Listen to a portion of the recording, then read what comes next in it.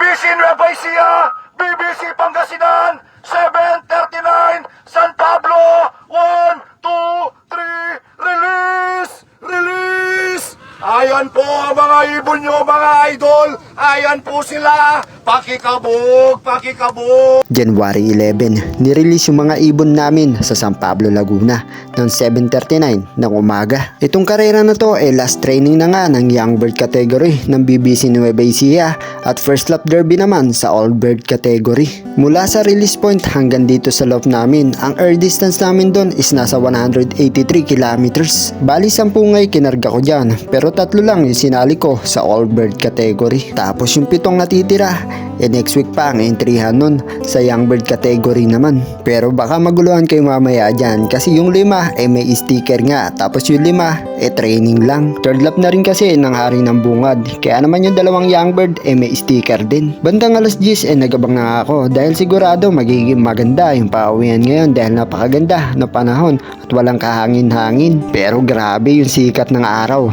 parang nagagalit at nakakapaso. 5 yung nakasali natin, may sticker, tapos 5 yung training. Last training pala ng mga Young Bird yun. So, abang tayo. Sana maging maganda naman yung performance sa mga ibon natin. Sumali rin pala ako sa side bet, katuwaan lang dito sa area namin. At ang sinali ko, yung checkered na white flight.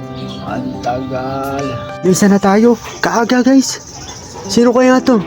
Aga oh. Kaaga na to. Ganda ng speed na to. Eh, baba na boy. Hindi yung nakapuling. Uy, Mona Lisa, ayos. Pasok boy. Mona Lisa, wrong pick tayo sa puling. Hari ng Bungad to guys. Ayos, lako muna. Sticker guys. Taas ng speed, 1169. Ayos. Ayos, Surgeon. Ito yung breed mo, Surgeon. First bird ko. Sunod, ay, iba na naman. Checkered. Masali sana sa OB. 1-1 din to, OB. OB nga. Yeah. Double category to. Ganda ng ng landing. Pasok, pasok. Hey boy, di. Dalawa pa lang boy. Wrong pick pa sa Wrong pick pa sa side bet. Nakasali sana. Training.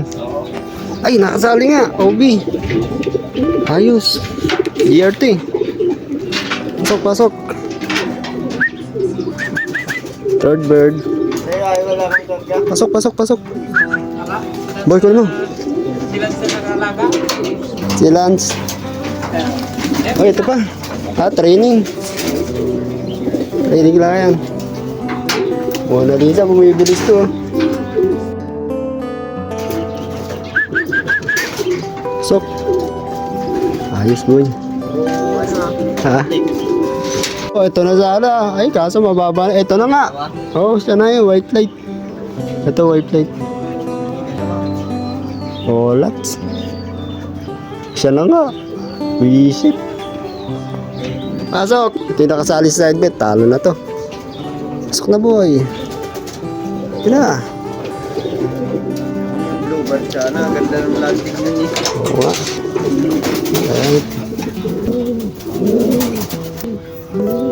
Ayan, 1077. Ito yung nakasali, kaso mababa yung speed. Sana sana. Ay, iba. Training. Pasok. Training. Ikaw na sana si Bronny. Ito na, si Bronny James. Ito na nga, clock pa boy. Ayos, Centrum. First lap derby ng OB, BBC. Pasok. Baba na lang yung speed, pero clock pa naman. First lap pa lang naman kasi yan. First lap pa lang nito? First lap pa lang yan boy. Sa BBC naka-entry pero hindi ano yan. Sticker, ayan o. Centrum na, yung naka-entry natin. Ito na si Bronny James, yung ano natin. Santa Ana finisher. Ayan o.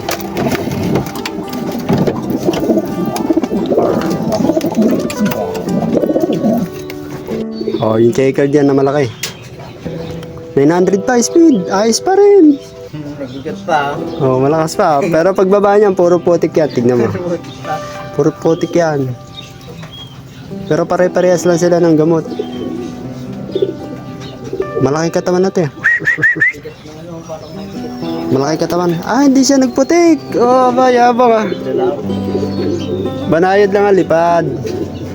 Parang mabigat siya. Ay, malaki nga katawan na to eh.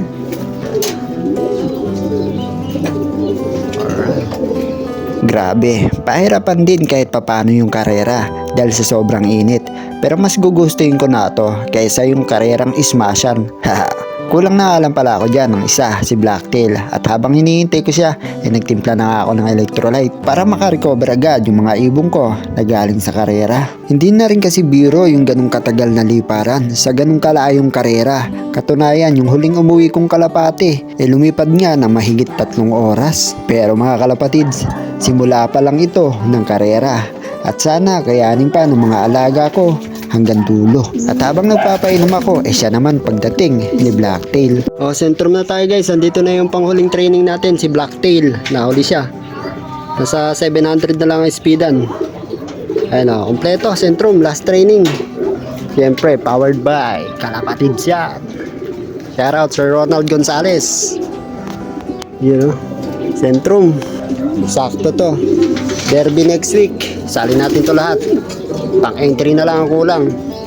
Tuwan-tuwa talaga ako nung araw na yun kasi lahat sila pasok sa oras pero kinabukasan ganito na nangyari kay Blacktail. Tinamaan nga siya ng matinding virus at hindi ko na siya naagapan. Nakakalungkot man pero ganun talaga ang karera.